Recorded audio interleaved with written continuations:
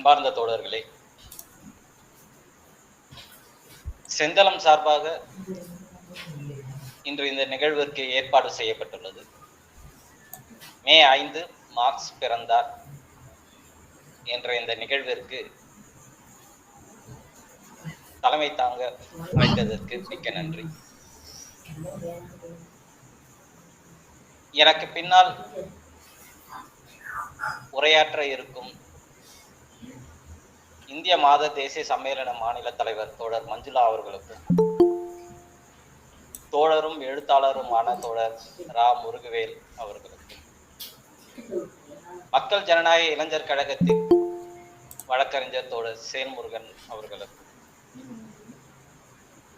பின்னால் நன்றி உரை ஆற்றிய இருக்கும் செந்தள பதிப்பகத்தின் பதிப்பாசிரியர் தோழர் நியூ ரெட்மேன் அவர்களுக்கும் மற்றும் மக்கள் ஜனநாயக இளைஞர் கழகத்தின் தோழர்கள் இந்நிகழ்வுக்கு வருகை தந்ததற்கு நன்றியும் எனது புரட்சிகர வணக்கத்தையும் கூறி இந்நிகழ்வை துவங்குகிறோம். மே 5 இன்று மார்க்ஸ் பிறந்த தினம். வரலாற்று சிறப்புமிக்க இந்திய கம்யூனிஸ்டுகளுக்கும் பேராசான் காரல் மார்க்ஸ் அவர்கள் பிறந்த தினம். உலக தொழிலாளர்களே ஒன்று சேருங்கள் என்று அழைப்பு விடுத்தார். அப்படி உலக தொழிலாளர்களையும் உழைக்கும் மக்களையும் முதலாக அழைப்பு விடுத்த முதல் தலைவன் என்றே கூறலாம். உழைக்கும் மக்களின் பிரச்சனைகளுக்கும் உழைக்கும் மக்களின் அனைத்து விதமான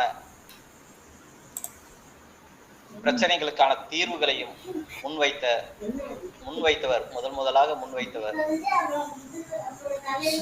தோழர் மார்க்ஸ் அவர்கள். வரலாற்றில் இப்படிப்பட்ட ஒரு ஆசான் நாம் பார்க்க முடியுமா என்ற அளவுக்கு அவருடைய வாழ்க்கை இருந்தது. நம்மில் பலருக்கும் தெரியும் அவருடைய தத்துவ பங்களிப்பு. தோழர்கள் அனைவரும் தொடர்ந்து அவருடைய தத்துவ பங்களிப்பை வாசித்துக் கொண்டும் அவர் எழுதியதை தொடர்ந்து புரிந்து கொள்வதற்காக நாம் தினந்தோறும் படித்துக் கொண்டும் அதை விவாதித்துக் கொண்டும் இன்றளவும் இருக்கிறோம். ஆனால் 150 ஆண்டுகளுக்கு முன்னாலேயே தோழர் மார்க்ஸ் அவர் எழுதி வைத்ததை இன்னும் கூட நாம் புரிந்து கொள்ள முயற்சி கொண்டுதான் இருக்கு. அன்று இருந்த சோர்ஸ், அன்னைக்கு இருந்த சோர்ஸ் எல்லாம் ரொம்ப கம்மி. ஆனா அந்த சோர்ஸுக்குள்ள அவர் எழுதி வைத்ததும் அவர் வந்த இந்த முடிவுகளும் பார்க்கும்போது ஒரு பெரும் பிரமிப்பை ஏற்படுத்துகிறது. அதுவும் அவர் வாழ்ந்த சூழ்நிலையெல்லாம் மிக கடுமையான நெருக்கடி. அவர் தனிப்பட்ட வாழ்க்கையில் ஒரு பெரும் நெருக்கடியை சந்தித்தார். அன்றிருந்த உலக சூழ்நிலையும் அரசுகளும் மிக கடுமையான ஒரு நெருக்கடி கொடுத்த போதிலும் அவர் எந்த காலத்திலையும் அவர் புரட்சிகர நடைமுறையை கைவிடவே இல்லை. அவரை இன்னும் ஆழமாகவும் இன்னும் அதிகப்படியாகவும் செயல்படக்கூடிய சூழ்நிலைக்கு தான் அன்னைக்கு இருந்தது. அவர் செய்த பங்களிப்பு,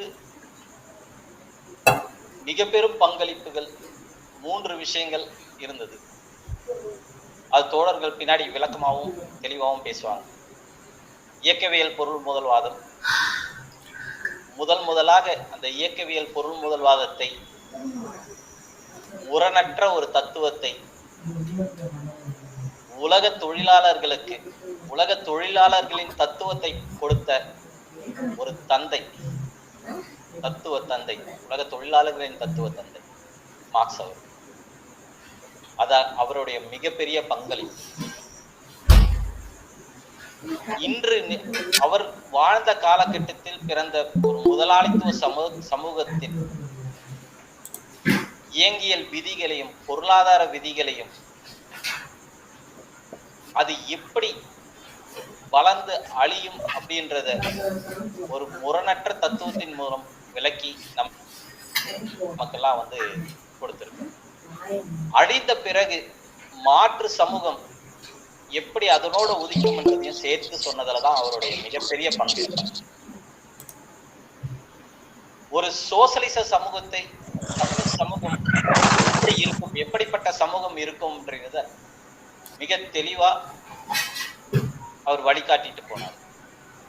ஏன் அந்த சமூகம் பிறக்கும், எப்படி அந்த சமூகம் இருக்கும் அப்படின்றது நமக்கு தெளிவான ஒரு இதுவை கொடுத்தது. இப்படி அவரோட பங்களிப்பை, மிக சிறந்த பங்களிப்பை உலகத்துக்கு கொடுத்த ஒரு மாபெரும் தந்தை, தத்துவ ஆசான்.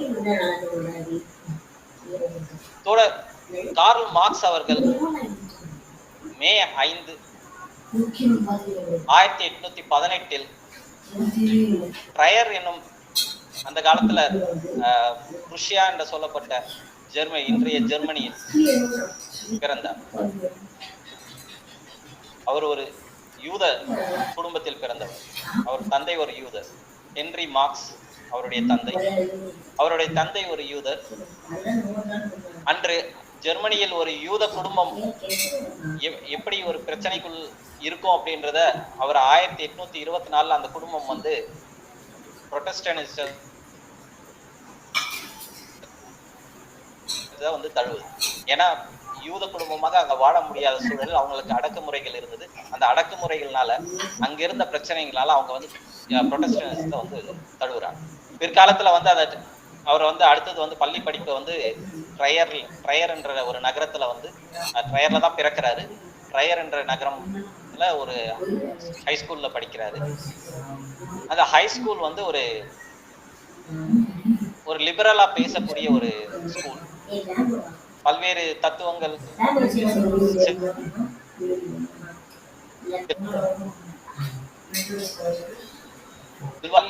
படிப்பு ஒரு அவரை வந்து ஒரு முற்போக்குவாதியாக வளர்வதற்கு ஒரு ஊக்கம் இருந்தது அப்படின்றது சொல்லப்படும். அதே காலகட்டத்தில் அவரோட சிறுபிள்ளை நண்பராக இருந்தவர் தான் ஜென்னி வான் வெஸ்பலான். இன்னைக்கு ஜென்னின்னு சொல்லப்படுற அவருடைய மனைவி. மார்க்ஸ் பிறகு வந்து அந்த பள்ளி படிப்பை முடிக்கிறாரு. பள்ளி படிப்பை முடிச்சு அவர் வந்து பான் யூனிவர்சிட்டி போறாரு. அவரோட தந்தை வந்து அவரை ஒரு வழக்கறிஞராக படிக்க சொல்லி அவர் கேட்கிறாரு. அதனால வந்து அது பான் யூனிவர்சிட்டியில வந்து ஒரு வழக்கறிஞருக்கான படிப்பை வந்து தேர்ந்தெடுக்கிறாரு. பான் யூனிவர்சிட்டியும், அதுக்கு பிறகு பெர்லின் யூனிவர்சிட்டியும் போறாரு. அதுக்கப்புறமா வந்து பிறகு தத்துவ படிப்பையும் அவர் வந்து அவருடைய விருப்பத்துக்கு ஏற்ற தத்துவமும் வரலாற்றும் அவருடைய இன்ட்ரெஸ்ட்ல இருந்து அவர் படிக்கிறார். இந்த யூனிவர்சிட்டிகள்ல பான் யூனிவர்சிட்டி, இது மாதிரி பல்வேறு யூனிவர்சிட்டிகள்ல அன்னைக்கு மிகப்பெரிய அளவுக்கு செல்வாக்கு செலுத்திய தத்துவம் ஹெகலிய தத்துவம். அன்னைக்கு இடதுசாரி அனைத்து குழுக்களும் ஹெகலிய குழுக்களாக இருந்தது. அந்த ஹெகலிய குழுக்கள் அன்றைக்கு கடுமையா பல்வேறு முற்போக்கு இயக்கங்களை கையில் எடுக்கிறாங்க. ஆனா அதிலிருந்து அன்னைக்கு வந்து அதுல இருந்து செயல்படுறாரு. அந்த தத்துவத்துல இது பண்ணி அன்னைக்கு அந்த தத்துவங்கள் அவருக்கு ஒரு பெரிய தாக்கத்தை ஏற்படுத்துது. அந்த ஹெகலியவாதியா அவர் இருக்கிறாரு. அவருடைய பள்ளி பருவத்துல இருந்து அந்த கல்லூரி பருவத்துக்கு போகும்போது அங்க இருக்க ஹெகலிய குழுக்களோடு செயல்படுறாரு. அப்படி செயல்படும் போது ப்ரூனோ போன்ற நபர்களோடு சேர்ந்து அவர் செயல்படுறாரு. பிறகு அந்த கல்லூரியில 1832 கிட்டத்தட்ட 1818 அவர் வந்து பிறந்ததுல இருந்து 16 வயசுல வந்து அந்த கல்லூரி படிப்புகள்லாம் தொடர்ந்து படிச்சுக்கிட்டு இருக்காரு. அந்த நேரங்கள்ல வந்து அவருடைய தத்துவ ஆசானாகவும் இதுவாகவும் இருந்தது ஹெகலியும். அது பிறகு வந்து ஃபாயர்பாக் வராரு. ஃபாயர்பாக் பொருள் முதல்வாதி, ஹெகல் இயக்கவியல் தத்துவத்தை இது பண்றாரு. இந்த இரு தத்துவங்களையும் பிறகு ஒன்று சேர்த்து அவர் வந்து இயக்கவியல் பொருள் முதல்வாதத்தை ஏற்படுத்துறாரு. ஆனா அதை அப்படியே எடுத்துக்கொள்ளாமல் அதில் இருக்க பிழைகளை திருத்தி அதை தலைகீழாக இருந்த தத்துவத்தை நிமிர்த்தி வைத்தார்ன்றது சொல்றாங்க. தலைக்கீழா இருந்துச்சு அந்த இயக்கவியல் வாதத்தை ஒரு ஹெகல் தத்துவம் இருந்தது. பொருள் முதல் வாதமாக பாயர்பாக் இருந்தது. லுத்விக் பாயர்பாக் அவர்கள் ஒரு பாதிரியார். அது மட்டும் இல்லாம அவர் வந்து ஒரு ப்ரொஃபஸராகவும் இருந்திருக்கார் காலேஜ்ல. ஹெகலிய தத்துவத்தை இருந்து விடுபடுவதற்கு பாயர்பாக் தத்துவம் மிகப்பெரிய அளவுக்கு மார்க்ஸ்க்கு வந்து கை கொடுத்தது. ஏன்னா முதலாக பொருள் முதல்வாத தத்துவத்தை பாயர்பாக் எடுத்து வைக்கிறார். பாயர்பாக் தான் வந்து மிகப்பெரிய அளவுக்கு பொருள் முதல்வாதத்தை பேசுறார். அந்த நேரத்துல ஒரு பெரும் பாய்ச்சலை ஏற்படுத்துகிறது. அந்த பாய்ச்சலை அவர் படித்து பாயர்பாக் தத்துவத்தை படித்துக் கொண்டு பொருள் முதல்வாதத்தை உணர்ந்து கொண்டு அது அப்புறமா தான் ஹெகலோட தத்துவத்துல இருந்து விடுபடுறாரு. இது எல்லாம் நடக்கிறது பாத்தீங்கன்னா 1836 இருந்து 1841 42 வாக்குல அவர் வந்து இந்த டிரான்சிஷன் பீரியட் ஒரு இதுல இருந்து ஹெகலிய தத்துவத்துல இருந்து 41க்கு அவர் பொருள் முதல்வாத தத்துவத்தை நோக்கி அவர் போறாரு. பிறகு இந்த ரெண்டு தத்துவத்தையும் மிகப்பெரிய அளவுக்கு ஒரு இணைத்து அது சரியாக புரிந்து கொண்டு, இணைத்துன்னு சொல்றது கூட அது அப்படியே ஏதோ இருக்கிறது அப்படியே இது பண்றதுல மிக சரியாக அந்த ரெண்டு தத்துவத்தையும் புரிந்து கொண்டு அந்த ரெண்டு தத்துவத்தில் இருந்த குறைகளை அகற்றி அந்த இரண்டு தத்துவத்தையும் மிக சரியாக இந்த சமூகத்துக்கு பொருத்துவதன் மூலமாக ஒரு புதிய தத்துவத்தை வளர்த்தெடுக்கிறார். அதுதான் இயக்கவியல் பொருள் முதல்வாதம். அது 1840 இருந்து 45க்குள் அவர் வந்து அந்த வளர்ச்சியை வந்து ஒரு முழுமை அடையுது அந்த தத்துவத்தை. இந்த காலகட்டத்துல அவர் வந்து பாத்தீங்கன்னா 1832 34 வந்து அவருக்கு பெரிய ஒரு நாட்டில் இருந்து வேலை செய்யக்கூடிய அளவுக்கு வந்து இல்ல. அவர் வந்து 41ல வந்து கல்லூரியை வந்து முடிக்கிறார். கல்லூரியை முடிக்கும் போதே அன்னைக்கு மிகப்பெரிய அளவுக்கு எல்லா இடங்கள்லயும் வந்து போராட்டங்கள் முன்ன வருது. அவர் ஒரு அந்த கல்லூரி படிப்பிலேயே வந்து அவருக்கு முதல்ல வந்து அந்த கல்லூரியிலேயே வந்து ஆசிரியராகவும் இல்ல ஒரு ப்ரொஃபஸராகவும் இருக்கணும்னு வந்து விருப்பப்படுறாரு. ஆனா அந்த காலகட்டத்துல அரசோட அடக்குமுறைகள் தொடர்ச்சியா அங்க முற்போக்குவாதிகளாக செயல்பட்ட பலரை அது கல்லூரிகள்ல இருந்து வெளியேற்றுது. அதே காலகட்டத்துல வெளியேற்றும் போது வேற வழி இல்லாம அந்த ஆசையை வந்து அவர் வந்து விட்டுறாரு.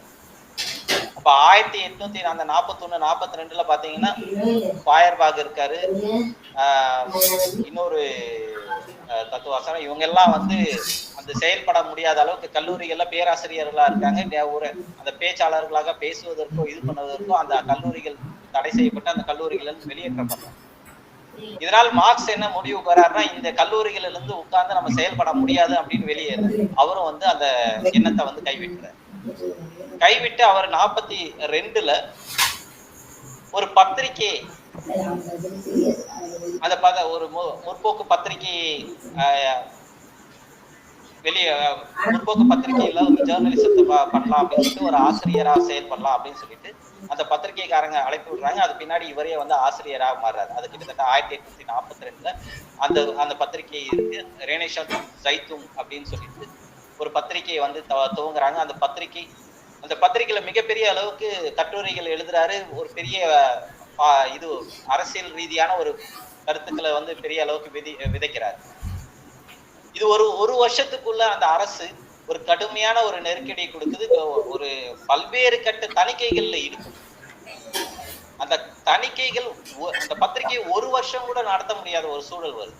அந்த பத்திரிகைகள் பாத்தீங்கன்னா 42ல துவங்கின பத்திரிகை 43க்குள்ள அந்த பத்திரிகையை வந்து தடை செஞ்சிடறாங்க. அந்த பத்திரிகையை தடை செஞ்சிடறாங்க. ஆனா அந்த தடை செய்யறதுக்கு முன்னாடியே அந்த பத்திரிகையில இருந்து இவர் வெளியே வந்துறாரு. வெளியே வந்த பிறகு கூட அந்த பத்திரிகை தடை செய்யப்படுது. ஏன்னா அந்த அளவுக்கு வந்து அந்த பத்திரிகையின் வீச்சும் அந்த கருத்துக்களும் செல்வாக்கு செலுத்துவதா ஒரு பெரிய பிரச்சனையா ஏற்படுத்துது அப்படின்னு சொல்லிட்டு அந்த அரசாங்கங்கள் தொடர்ச்சியாக இவர் மீது ஒரு கடுமையான ஒரு நெருக்கடி. அதனால இவர் வந்து நாடு கடத்தப்படுறாரு. ஏன்னா 42 43ல இடையூறுக்கு மன்னிக்கணும், சத்தம் நிறைய கம்மியா இருக்கு. எனக்கு தான் அப்படி இருக்குன்னு நினைச்சேன். பதத்தொலைகள் பிரச்சனை இருக்கும்போது ஒருத்தர் மெசேஜே போட்டிருக்காரு, மைக்கை சரியா வச்சு பேசுங்க. ஒன்று செய்கிறேன் நான். இப்போ கேட்குதுங்களா? இப்ப இப்ப நல்லா கேக்குது. சரிங்க தோழர். அப்போ ஹெட்செட்டோட தான் இருக்கணும், வேற ஓகே. வழி இல்லை. பேசுங்க. நான் ஹெட்செட்டோட போகிறேன். சரி. அப்போ பத்திரிகை 1843 இந்த பத்திரிகைகள் பார்த்தீங்கன்னா, பத்திரிகை இதுல வந்து ஜேர்னல், அந்த பத்திரிகை தொடர்ச்சி நடத்துறாரு. அந்த நடத்துறதுல இருந்து தடை செய்யப்படுது. அந்த தடை செய்யப்பட்ட பத்திரிகை இதுல வந்து வெளியே வந்து அவர் நாடு கடத்தப்படுறாரு. அவர் பாரிஸ்க்கு வந்து நாடு கடத்தப்படுறாரு. இப்போ இந்த இந்த வேலைகள் வந்து செஞ்சுட்டே இருக்கும்போது 43 அவருக்கு ஒரு திருமணம் நடக்குது. அந்த நேரத்துல தான் பாத்தீங்கன்னா நம்ம ஜென்னியை வந்து திருமணம் செஞ்சுக்கிறாரு. ஏன்னா அவர் வந்து முன்னாடியில இருந்தே வந்து பள்ளி படிக்கும் போதுல இருந்தே ஒரு பள்ளி நண்பராக இருந்ததுல இருந்து அவர் தொடர்ச்சியாக அவங்கள வந்து கல்யாணம் பண்ணிக்கிறது இது பண்ணிட்டு அவர் 43 வந்து கல்யாணம் செஞ்சுக்கிறாரு. அதுக்கப்புறமா அவங்க வந்து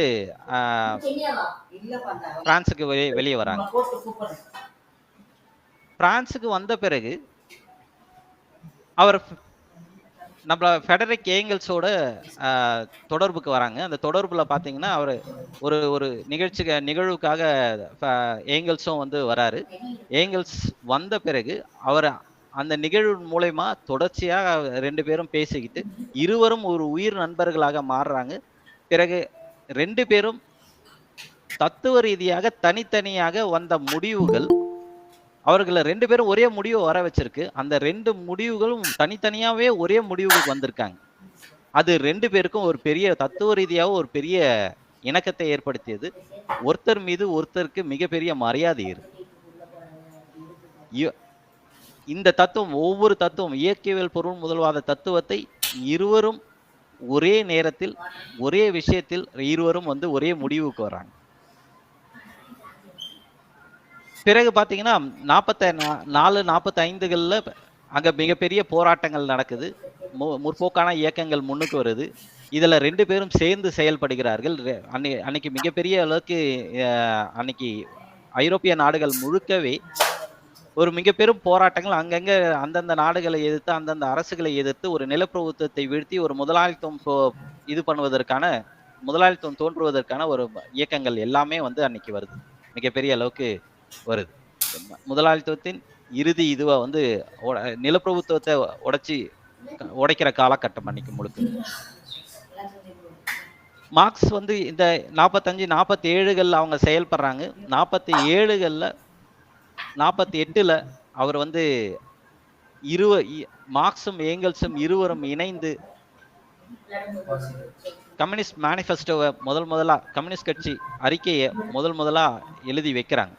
ஏன்னா அன்னைக்கு உலகம் முழுக்க, அந்த ஐரோப்பிய நாடுகள் முழுக்கவே பெரும் போராட்டங்களும் பெரும் இதுவும் நடந்துகிட்டு இருக்கு. அன்னைக்கு முற்போக்கு இயக்கங்கள் முன்னுக்கு வந்துகிட்டு இருக்கு. அவர்களுக்கு வழி நடத்துவதற்காக முதலா ஒரு முரணில்லாத தத்துவத்தை, ஒரு மிகச்சிறந்த ஒரு அறிக்கையை இருவரும் சேர்ந்து 1848ல் முதலா வந்து எடுத்து வைக்கிறாங்க.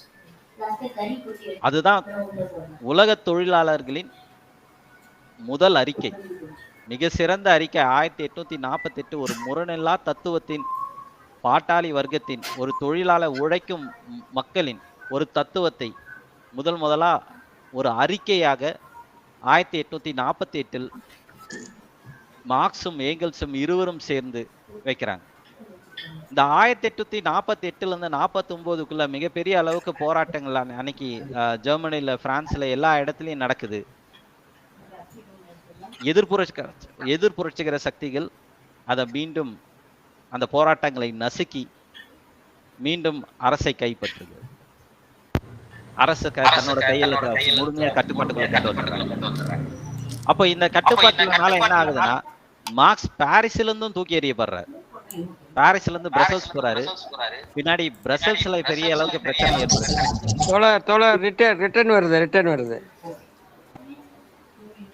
சரிங்க தோழர். ஜான்சன் மியூட் போடுங்க. மியூட் பண்ணாதான் மியூட் அன்மியூட் எடுத்துக்கோங்க. ஜான்சன் மியூட் போடுங்க.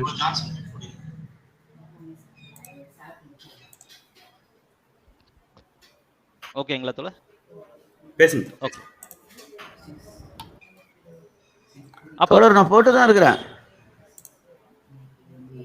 சரிங்க தோழர், எல்லாரும் மியூட் போட்டுக்குங்க. ஏன்னா யாராவது திறந்து வச்சிங்கன்னா அந்த இதுல இருந்து எக்கோ அடிக்கும். இல்லைன்னா ஏதாவது சத்தம் கூடுதலா இருக்கும். அதனால எல்லாருமே முடிந்தவரை மியூட்ல இருங்க. ஏதாவது கேள்விகள் இருந்தா இல்ல மற்ற விஷயங்கள் இதுல கேள்விகள் இருக்காது. ஏதாவது இருந்தா கடைசியா நம்ம பேசிக்கலாம். சரிங்க தோழர். அப்ப 1848 49 அந்த 49கள்ல முற்போக்கு இயக்கங்கள் எல்லாம் முன்னெடுத்து பெரிய அளவுக்கு போராட்டங்கள் வெடிக்குது. அந்த போராட்டங்கள் மூலயமாக மிகப்பெரிய அளவுக்கு தாக்கங்கள் ஏற்படுது. அந்த போராட்டங்கள் சாதாரண போராட்டங்கள்ல அரசையே தூக்கி எறிகிற அளவுக்கு போராட்டங்கள் வருது. ஆனா அந்த போராட்டங்கள் எதிர்ப்புரட்சிகர சக்திகள் அதான் அன்னைக்கு இருந்த அரசாங்கங்கள் மீண்டும் அதை அடக்கி ஒடுக்கி தன்னோட கைக்குள்ள கொண்டு வந்துடுறாங்க. அப்போ அந்த போராட்டத்துக்கு பிறகு மார்க்ஸால வந்து அங்க வாழ முடியாத சூழல் ஏற்படுது. மார்க்ஸ் மீது வழக்கு நடக்குது. அப்ப மார்க்ஸ் மீது வழக்கு நடக்கும்போது ஒரு கட்டத்துல வந்து மார்க்ஸை வந்து நாடு கடத்துறதுன்றது தீர்ப்பு அளிக்கப்படுது. அதன் மூலியமா அந்த அவர் வந்து நாடு கடத்தப்படுறார். பிரசல்ஸ் போறாரு. பிரசல்ஸ்லயும் தொடர்ச்சியா வந்து இருக்க முடியாத சூழல். கடைசியாக அவர் வந்து சேர்ந்த இடம் யூகே, யுனைடெட் கிங்டம். நீங்க சொல்ற இங்கிலாந்துக்கு வந்து லண்டன்ல வந்து குடியேறார். லண்டன்ல வந்து குடியேற அவரோட வாழ்க்கை அங்க நடந்த அவரோட வாழ்க்கை அவ்வளவு எளிதா இல்லை. ஒரு பக்கம் ஒரு அடக்குமுறை காலகட்டம். ஐரோப்பிய நாடுகள்ல 1850ல இருந்து 60 வரைக்கும் மிகப்பெரிய அளவுக்கு ஒரு அடக்குமுறை காலகட்டமா இருக்கு. ஏன்னா முற்போக்கு இயக்கங்கள் வென்று ஒரு அரசையே வந்து நிர்மூலமாக்குற அளவுக்கு அவங்க சவால் விடுற அளவுக்கு வளர்ந்து பெரிய போராட்டங்கள் நடத்தின பிறகு மீண்டும் இந்த எதிர்ப்புரட்சிகர சக்திகள் அந்த ஆட்சியை பிடிக்கிறனால எல்லாரையும் கடுமையா அடக்குறான், ஒடுக்குறான், பல பேரை கொல்றான், பல பேரை நாடு கடத்தப்படுறான். அப்ப நாடு கடத்தப்பட்டு இப்படி ஐரோப்பிய நாடுகள் எல்லா நாடுகள்லயும் வந்து இந்த விஷயங்கள் நடக்குது. அப்போ அந்த 10 ஆண்டுகள் மிகப்பெரிய ஒரு நெருக்கடியை சந்திக்குது முற்போக்கு இயக்கங்கள் எல்லாமே. அந்த 50 to 60கள்ல மார்க்ஸோட வாழ்க்கை முறையும் அவருடைய தனிப்பட்ட வாழ்க்கையும் மிகப்பெரிய நெருக்கடிக்குள்ள ஒரு தனிப்பட்ட வாழ்க்கையும் ஒரு நெருக்கடிக்குள்ள ஆகுது. அவர் கல்யாணம் பண்ணிக்கிறாரு, 7 குழந்தைகள் பிறக்குது. 7 குழந்தைகளுக்கும் சரியாக உணவு கொடுக்கிற அளவுக்கு அவருக்கு வருமானம் இல்லை. தோழர் நாடு நாடாக போறாரு. ஏன்னா ஒடுக்குமுறை, அவர் ஒரு இடத்துல இருந்து வாழ முடியாத சூழல். அவரும் தொடர்ச்சியாக புரட்சிகர பணியை எந்த காலத்திலையும் விட்டு கொடுக்கல. அந்த புரட்சிகர பணியை அவர் தொடர்ந்து எவ்வளவு சிக்கல்லையும் அவர் தொடர்ந்து வேலை செய்து கொண்டிருக்கிறார். அப்ப அதனால மீண்டும் அவருக்கு அது மேலும் ஒரு நெருக்கடியா மாறுது.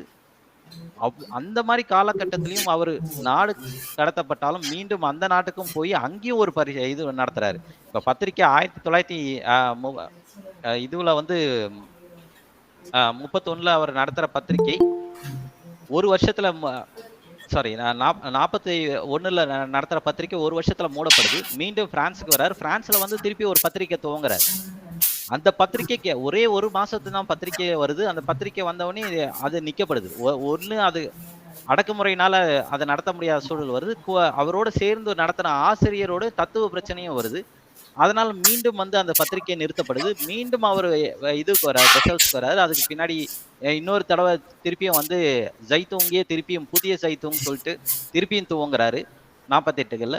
இப்படி தொடர்ச்சியாக அவர் பத்திரிகையை நடத்துவதும் புரட்சிகர பணியை செய்வதும் தொடர்ச்சியான எழுத்து வேலைகளை இருப்பதும் அவருக்கு தனிப்பட்ட வாழ்க்கையில 2 டாக்டரேட் பட்டத்தை முடிக்கிறார். அவர் கல்லூரி வாழ்க்கையை வந்து 42 43கள்ல 41ல அவர் வந்து 2 டாக்டரேட் பட்டத்தை முடிச்சு வெளியே வர்றாரு. அவரை நினைத்திருந்தால் ஒரு தனிப்பட்ட வாழ்க்கை நலனுக்காக அவர் ஒரு பெரிய செல்வந்தரா வந்து இருந்திருக்க முடியும்.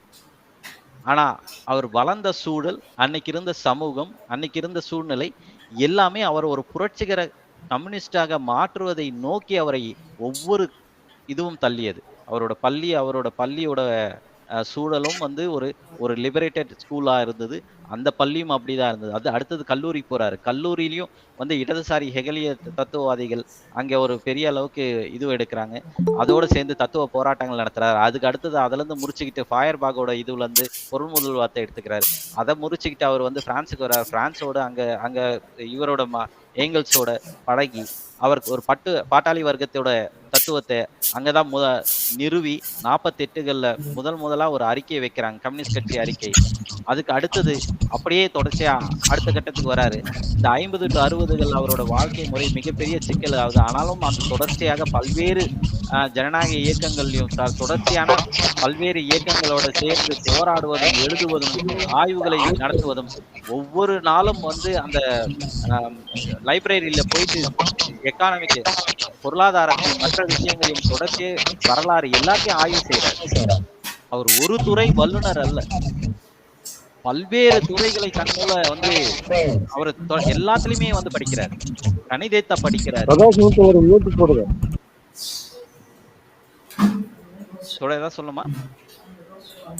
இல்ல தோழர் சதாசிவம் மியூட்ல ஓபன் பண்ணி வச்சிருந்தாரு. பேசுங்க. ஓகே. அவர் பல்வேறு துறைகளை ஆய்வு செய்யறாரு. அந்த ஆய்வு வெறும் ஆய்வுகள் மட்டும் இல்ல, அந்த துறையை அவ்வளோ ஆழமாக படிக்கிறார். ஒவ்வொரு விஷயத்தையும், வரலாறு, அறிவியல், இது தத்துவம், பொருளாதாரம், எல்லா விஷயத்திலையும் மிக ஆழமாகவும் மிக தெளிவாகவும் அதை புரட்டி போட்டு வெறும் புரிஞ்சுக்கிறது மட்டும் இல்ல, புதிய விஷயங்களை கண்டுபிடிக்கிறார். கணிதத்துல கூட இரு விஷயங்களை வந்து புதுசா கண்டுபிடிச்சதா இது தகவல்கள் இருக்கு. இயற்கை விஞ்ஞானம் மற்ற எல்லா விஷயங்களையும், ஒவ்வொரு விஷயங்களையும் மிக சிறந்த ஆய்வுகளை எடுத்துட்டு வர்றார். பொருளாதாரத்துல மட்டும் இல்ல, அறிவியல், அரசியல் மட்டுமல்ல, அவர் போகாத துறைகளே இல்லைன்ற அளவுக்கு எல்லா துறைகளையும் தன்னோட பாட்டாளி வர்க்கத்துக்கு கொடுக்க வேண்டிய பங்களிப்புக்காக அவர் ஒவ்வொரு நாளும், இன்னும் சொன்னா நாளைக்கு இறக்குறவன் இன்னைக்கு எந்த அளவுக்கு ஒரு தன்னோட விஷயத்தை செய்து முடிக்கணும்னு நினைக்கிறானோ அந்த அளவுக்கு ஒவ்வொரு நாளும் அவர் வந்து பயணித்து இருக்கிறார். நாளைக்கே நான் செத்துருவேன்டான்ற அளவுக்கு ஒவ்வொரு நாளும் வந்து வேலை செஞ்சிருக்கார். தனிப்பட்ட வாழ்க்கையை அவ்வளவு நெருக்கடியில இருந்தது. அவரோட 7 குழந்தைகள்ல 4 குழந்தைகள் இறந்துச்சுன்னு சொல்றாங்க. ஏன்னா அவரால் போதுமான அளவுக்கு குடும்பத்துக்கு வருமானம் ஈட்ட முடியல. ஒரு கட்டத்துல வந்து வேலைக்கும் போய் ஒரு சிறு இதுவை எடுக்கிறாரு. முடிஞ்ச வரைக்கும் ஏங்கல்ஸ் அவருக்கு உதவி செய்யறாரு. ஆனா அதையும் தாண்டி அதை கூட அந்த ஏங்கல்ஸ் கிட்ட இருந்து வர பணத்தை கூட குடும்பத்துக்கு கூட பெரிய அளவுக்கு செலவு செய்யாம இந்த ஆய்வுகளுக்கும் புத்தகங்களுக்கும் அவர் நோட்டு அந்த இதுவும் எழுதுறதுக்கும் இதுங்களுக்கு செலவு செய்யறாரு. அந்த அளவுக்கு எவ்வளோ பிரச்சனைகள் வந்தாலும், தனிப்பட்ட ரீதியாகவும் எவ்வளவு அரசு அடக்குமுறைகள் இருந்தாலும் தொடர்ச்சியாக தன்னுடைய வேலையை வந்து புரட்சிகர பணிக்காக செயல்படுறார். அதுல அவரோட 4 குழந்தைகள் இறந்துருது. அவர் போதுமான அளவுக்கு ஊட்டச்சத்து இல்லாமல் நோய் வந்து இது பண்ணி இறந்துடுறார். அந்த நிலைமையிலும் ஒரு கட்டத்துல வந்து ஒரு குழந்தை இறக்கும்போது சவப்பட்டி வாங்கறதுக்கு கூட காசு இல்லைன்னு வந்து அந்த அளவுக்கு சூழல், அவரோட சூழல், தனிப்பட்ட சூழல் அந்த அளவுக்கு இருக்கு. நாம அந்த தனிப்பட்ட சூழல் எல்லாம் கூட பெருசா பல நேரங்கள பேசுறது இல்லை. ஆனா அதை பேச வேண்டிய கட்டாயம் கூட இருக்கு. ஏன்னா அப்பதான் மற்ற தோழர்களுக்கும் எவ்வளவு கடுமையான ஒரு பிரச்சனையிலையும் அவர் தொடர்ச்சியான ஒரு புரட்சிகர பணியை செய்தார் என்பது, ஏதோ யாரோ ஒருத்தர் காசு கொடுத்தாங்க, ஏதோ ஒரு இது நடந்தது, அப்படி ஒரு எளிமையான ஒரு தத்துவம் வந்துடல. அந்த தத்துவத்துக்கு பின்னாடி ஏங்கல்ஸும் இதை புரிந்து கொண்டு அவருக்கு முடிந்த அளவுக்கு உதவி செய்கிறார். அவர் உதவி செய்யலைன்னா இது எந்த அளவுக்கு வந்திருக்கும்னு கூட தெரியாது. ஏன்னா மார்க்ஸ் அவ்வளவு தூரம் பொருளாதார நெருக்கடியில் இருந்தார். தனிப்பட்ட வாழ்க்கையிலேயே கூட அவ்வளவு தூரம் அவரால் அத்தனை காலம் கூட வாழ்ந்திருக்க முடியுமான்னு கூட அந்த அளவுக்கு சந்தேகத்துல, அந்த அளவுக்கு அவரும் பொருளாதார உதவி உணர்ந்து கொண்டு பொருளாதார உதவி செய்யறார். அந்த பொருளாதார உதவியும் தனக்காக எடுத்துக்காம அந்த தத்துவ பங்களிப்புக்காக அவர் தொடர்ச்சியா வந்து வேலை இது பண்றாரு. அப்ப இப்படிப்பட்ட ஒரு வாழ்க்கை, புரட்சிகர வாழ்க்கையை நடத்தியவர் தான் கார்ல் மார்க்ஸ். அவருடைய வறுமையும் அவருடைய இதுவும் ஒரு இடத்துல கூட பின்வாங்க விடல. அதுவே அவருக்கு ஒரு ஊக்கு சக்தியாக செயல்பட்டுச்சு. மேலும் மேலும் இன்னும் ஆழமாக, இன்னும் ஒரு திறம்பட அவருடைய தத்துவம், உலக தொழிலாளர்களின் தத்துவம், நம்ம சொல்ற இந்த இயக்கவியல் பொருள் முதலம் ஒரு முரணற்ற தத்துவம். எந்த மக்களும், எந்த நாட்டு மக்களும், எந்த உழைக்கும் மக்களும் எந்த நாட்டுல இருந்தும் ஒரு விஷயத்தை பொருத்துனாங்கன்னா அந்த பொருத்தம் எந்த அளவுக்கும் கேள்விக்குள்ளாக்கப்படாம ஒரு முரண் இல்லாம அந்த விதியை அப்படியே செயல்படுத்தலாம். அந்த அளவுக்கு மிக சிறந்த தத்துவத்தை கொடுத்தவர் நமது கார்ல் மார்க்ஸ். 1850 60களுக்கு அந்த இந்த மாதிரி மிகப்பெரிய ஆய்வுகளை நடத்துறாரு, எல்லாம் நடக்குது. அதுக்கப்புறமா வந்து பாத்தீங்கன்னா மீண்டும் 60களுக்கு பின்னாடி வந்து ஒரு ஐரோப்பிய நாடுகள்ல மிகப்பெரிய முற்போக்கு சக்திகள் மீண்டும் அந்த அடக்குமுறைகளை தாண்டி இந்த முற்போக்கு இயக்கங்கள் முன்னுக்கு வருது. முன்னுக்கு வந்த பிறகு மீண்டும் வந்து ஒரு கம்யூனிஸ்ட் லீக் அமைக்கிறாங்க, மார்க்சும் ஏங்கல்ஸும். பின்னாடி 60 அது இன்னும் அந்த தத்துவத்தை செழிப்பாக்குவதற்கும் இது பண்ணுவதற்கும் மூலதனம் நூலை ஏற்றார். 67ல வந்து மூலதனத்தோட முதல் தொகுதியை வந்து பப்ளிஷ் பண்றார். 1867ல மூலதனத்தோட முதல் பகுதி பப்ளிஷ் பண்ணும்போது பெரும் அளவுக்கு வரவேற்பு இல்லை அப்படின்னு வந்து சொல்லப்படுது. ஆனா மிகப்பெரிய ஆழத்தையும் ஒரு கருத்து ஆழத்தையும் ஒரு இதுவையும் வந்து கொண்டு வந்ததுதான் இந்த மூலதனம். இன்றளவுல இன்னைக்கு வந்து மிகப்பெரிய அளவுக்கு பேசப்படுற ஒரு தத்துவம். அதுக்கு பின்னாடி பாத்தீங்கன்னா 1871ல பாரிஸ் கம்யூன் நடக்குது. 1848க்கு முடிஞ்சு 49ல ஒரு சிறு போராட்டங்கள் மிகப்பெரிய அளவுக்கு வெடிக்குது. அடுத்த போராட்டம் பாத்தீங்கன்னா 1871ல மிகப்பெரிய அளவுக்கு வருது. பாரிஸ் கம்யூன் நமக்கு எல்லாம் தெரியும். 13 நாள் ஆட்சியை தன் கைக்குள் வைத்திருந்த தொழிலாளி வர்க்க அரசு. ஆனால் மீண்டும் அது தோற்கடிக்கப்படுது. அதுல இருந்து மார்க்ஸ் மீண்டும் ஒரு புதிய ஆய்வை உட்படுத்துறாரு. அதுலதான் பாட்டாளி வர்க்க சர்வாதிகாரம் என்ற ஒரு சொல்லாடலே அவர் வந்து மீண்டும் உயர்த்தி பிடிக்கிறார். எப்படி வந்து பாட்டாளி வர்க்கத்தை ஒரு ஜனநாயகம் எப்படி வந்து ஒரு பாட்டாளி வர்க்க ஆட்சிக்கு ஒத்து வராது அப்படின்றது அந்த பாட்டாளி வர்க்க சர்வாதிகாரத்தின் ஒரு சொல்ல 1871 ஒரு எக்ஸ்பீரியன்ஸ்ல இருந்து அதோட முடிவுல இருந்து கொண்டு வரப்படுறது தான் இந்த பாட்டாளி வர்க்க சர்வாதிகாரம். இதுக்கு பின்னாடி அதுக்கப்புறமா பாத்தீங்கன்னா 1871க்கு அப்புறம் கம்யூனிஸ்ட் லீகுகளை ஏற்படுத்தி பல்வேறு உலகம் முழுக்க இருக்க தொழிலாளர் முதல் அகிலம் தோற்றுவிக்கப்படுது. அந்த முதல் அகிலத்தோட பல்வேறு தொழிலாளர்கள் பிரிவுகளை கொண்டு வந்து இணைச்சி அவங்களோட இது பண்ணி தொழிலாளர் பல அறிக்கைகள் பல இதுவங்க எல்லாத்தையும் எழுதுறாங்க, தொடர்ச்சியா வந்து விவாதிக்கிறாங்க. அவருக்கு மிகப்பெரிய அளவுக்கு வேலை பணி சுமை மிகப்பெரிய அளவுக்கு இருக்கு. என்னன்னா அவ்வளோ உலகம் முழுக்க இருக்க தொழிலாளருக்கு அவர் வந்து வழிகாட்டல் கொடுக்கிறாரு. எல்லா நாட்டோட வரலாறுகளையும் படிக்கிறாரு. ரஷ்யாவோடத படிக்கிறாரு, இந்தியாவோடது படிக்கிறாரு. நமக்கு எல்லா நாடுகளும் சீனாவோடது, ரஷ்யாவோட முதலாளித்துவ வளர்ச்சி எப்படி இருக்குன்னு படிக்கிறாரு. இப்படி ஐரோப்பிய நாடுகள் எல்லா நாடுகளோட இதுவையும் படிக்கிறார், வரலாறு படிக்கிறாரு. இப்படி அவருக்கு படிக்கிறதும் ஆய்வு செய்வதும் அதுக்கு வழிகாட்டல் கொடுக்கறதும் அங்க இருக்க பல வழிகாட்டுதல் கொடுக்கறதும் அதை எழுதி வைக்கிறதும் அவர் ஒரு அவருடைய ஒட்டுமொத்த வாழ்க்கையில் அவர் எழுதின புத்தகங்கள் இது பார்த்தா நமக்கு அவ்வளவு பிரமிப்பு ஏற்படும். ஒவ்வொரு நாளும் ஒவ்வொரு மணிக்கு அந்த புத்தகத்துல நம்ம எழுதணும்னா ஒரு 10 பேஜ் எழுதணும்னா நம்ம 100 பேஜ் படிக்கணும்.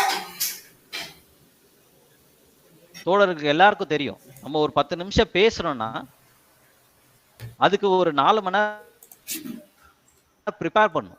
இப்படிப்பட்ட ஒரு இவ்வளவு புத்தகங்கள் எழுதுவதற்கு அவர் எவ்வளவு செலவிட்டிருப்பாருன்னு பாருங்க. அவ்வளவு பொருட்செலவு, அவருடைய நேர செலவு, அவ்வளவு விஷயங்களையும் தாண்டி அவர் அவ்வளோ கடுமையான ஒரு இதுல ஏற்படுத்தி அது என்ன ஆச்சுன்னா அவரோட தனிப்பட்ட இதுவை வந்து உடல் நல்லா பாதிக்க வைக்குது, குடும்பத்தை பாதிச்சது. ஆனா அந்த நிலைமையிலும் ஒவ்வொரு விஷயத்தையும் எடுத்துக்கொண்டு அதை மேலும் மேலும் ஆழப்படுத்தி இன்னும் அதிகமா எப்படி வந்து புரிஞ்சுக்கிறது, எப்படி வந்து அடுத்த தொழிலாளர் வர்க்கத்தை இன்னும் தத்துவ புரிதலை எப்படி இன்னும் மேலும் கொண்டு போறது, தொடர்ச்சியா பத்திரிகைகள் எழுதுறது, புத்தகங்களை கொண்டு வருவது, தத்துவத்தை விலக்கி பல புத்தகங்களை கொண்டு வருது, இப்படி தொடர்ச்சியா செயல்படுறாரு. அன்னைக்கு அவருக்கு வாழ வழி இல்லை, ஆனா புத்தகங்களை பப்ளிஷ் பண்ண காசு கொடுத்து போறாரு. அந்த அளவுக்கு பாட்டாளி வர்க்க விடுதலையில் அவளுக்கு இருந்த ஒரு ஆழமான பிடிப்பு, நம்பிக்கை. நாம சொல்றோம் ஒரு 10 பேர் இருந்தா என்ன இதெல்லாம் கூட்டமே இல்லை, இன்னும் எதுக்குமே யாரும் வரல. அவரை யோசிச்சு பாருங்க, அவர் இருந்த காலகட்டத்துல அவருக்கு இருந்த அவ்வளோ பிரச்சனையிலையும் அவருக்கு கிடைச்ச வரவேற்பு பார்த்தீங்கன்னா மிக மிக கம்மி. ஆனா எந்த இடத்துலையும் அவர் எடுத்துக்கிட்ட தத்துவத்துல இருந்து தளராம கொஞ்சமும் அதுல இருந்து அவநம்பிக்கை ஏற்படாம அத மேலும் மேலும் ஆழமாகவும் ஒரு இதுவாகும் சரியானது வெல்லும் என்பதை சரியாக புரிந்து கொண்டு ஒவ்வொரு நேரமும் அவர் செயலாற்றினார். மிக சிறந்த ஒரு தத்துவியலாளர். ஏன்னா அவர் நம்பினார். ஏன்னா நம்பினதில்லை, அவர் நம்பினார்னு சொல்றதே தப்பு. அறிவியல் பூர்வமாக கண்டடைந்தார். அதுதான் அறிவியலுக்கு இருக்கிய பலம். மற்ற தத்துவங்கள் எல்லாம் நம்பிக்கை. ஆனா பாட்டாளி வர்க்க தத்துவம், இயக்கவியல் பொருள் முதல்வாதம், இது வெறும் நம்பிக்கையோ இல்ல ஒரு கற்பனையில் கட்டமைக்கப்பட்ட ஒரு விஷயமோ இல்லை. அது ஒரு அறிவியல் தளத்தின் மீது அடிப்படையின் மீது கட்டமைக்கப்பட்ட ஒரு கோட்பாடு. அது அவரை மேலும் மேலும் ஆழமாக செயல்படுத்த வைத்தது. ஆனா ஒரு 1881 தன்னுடைய உயிர் மனைவி இறந்துடுறாங்க. ஏன்னா அதுக்கு அவங்களுக்கு அவ்வளோ பட்டினி, வறுமை, அந்த விஷயங்கள் அதையும் கடந்து ஒரு குறிப்பிட்ட காலத்துக்கு மேல நிக்க முடியல. பிறகு 1883 மார்க்ஸ் அவர்கள் இயற்கையை எழுதுகிறார். ஆனா அவர் ஏற்படுத்திய தாக்கம் ஒவ்வொரு விஷயத்திலும், அவர் கொடுத்து கொடை, தத்துவ வழிகாட்டுதல், உலக தொழிலாளர்களுக்கு கொடுத்த தொழிலாளர் வர்க்கத்தின் தத்துவம் இன்றளவும் யாராலையும் அதுக்கு ஈடு இணையற்ற ஒரு விஷயத்துல யாராலையும் அதுக்கு ஒரு மாற்றையோ ஒரு அதை விட தாண்டிய ஒரு விஷயத்தையோ கொடுக்க முடியாத அளவுக்கு அதை நிராகரிக்க முடியாது. இன்னைக்கு அவர் தத்துவத்தின் மீது லெனின் கற்றாரு. ஆனா அவர் தத்துவத்தின் மார்க்சியத்தை ஏற்றுக்கொண்டு லெனினியம் வருது. மார்க்சிய லெனினியம் அப்படிதான் பேச முடியும். ஆனா அவரை நிராகரித்து விட்டு ஒரு புரட்சியோ தொழிலாளர் வர்க்க விடுதலையோ இல்ல ஒரு தேசிய இயக்கங்களின் விடுதலையோ சாதிக்க வாய்ப்பே இல்லைன்ற அளவுக்கு, அந்த அளவுக்கு தத்துவ முடிதல்களை கொண்டு வந்து மிக அருமையான விஷயத்தை செய்து முடித்து நமக்காக கொடுத்துட்டு போயிருக்காரு. இன்று அவருடைய தத்துவத்தையும் அவரோட எண்ணத்தையும் நாம் நம்மளோட கையில எடுத்துக்கிட்டு இன்னைக்கு உலகத்துல இன்னைக்கு நம்ம புரட்சியை சாதிக்க வேண்டிய கட்டாயத்துல இருக்கும். இன்னைக்கு நாம வாழ்ற வாழ்க்கைன்றது அத்தனை தொழிலாளர்கள், அத்தனை முற்போக்கு இயக்கங்கள் நமக்காக போராடி கொடுத்த வாழ்க்கை. இது ஒரு ஒலிம்பிக் ஜோதி மாதிரி ஒவ்வொருத்தர் கையும் மாறி நமக்கு அடுத்தவர்கள் கொடுக்க வேண்டிய கடமை நம்மிடம் இருக்கிறது. நமக்கு முன்னிருந்த சமுதாயம், நமக்கு முன்னாடி இருந்த அந்த ஜெனரேஷன் நமக்காக போராடி இன்றைய வாழ்க்கையை நமக்கு என்ன உத்தரவாதப்படுத்திருக்காங்களோ அதை நாம அடுத்த கட்ட ஜெனரேஷனுக்கு கொண்டு போய் சேர்க்க வேண்டிய கட்டாயத்தில் இருக்கிறோம். இது நம்மளோட கடமையாக இருக்கிறோம். அப்போ இந்த மார்க்ஸோட கொள்கையையும் அவருடைய எண்ணங்களையும் அவருடைய எண்ணத்தையும் எல்லாத்தையும் செயல்படுத்த நம்ம அடுத்த ஜெனரேஷனுக்கு கையளிக்கப்பட வேண்டிய கடமையில நாம முறையாக செயல்பட்டு ஒரு புரட்சிகரமான இயக்கங்களோடு ஒன்றிணைந்து நாம் செயல்பட வேண்டும் என்று கூறிக்கொண்டு எனக்கு வாய்ப்பளித்த தோழர்களுக்கும் மற்ற அனைவருக்கும் நன்றியை கூறி விடைபெற்றுக் கொள்கிறேன்.